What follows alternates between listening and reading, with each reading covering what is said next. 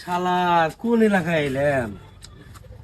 একটু দোয়ার পাট খোলা নাই, বিড়ি আছে আগুন নাই, একটু কথা না। যাই সামনে যাই।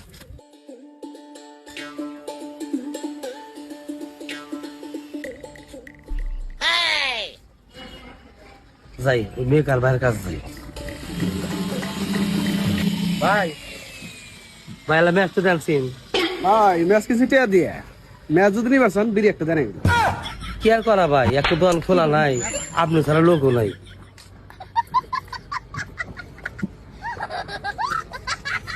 ধরেন ভাই, তাও ম্যাচটা দেন। এ ভাই তাহলে ম্যাচটা দেন বিড়ি ধরাই।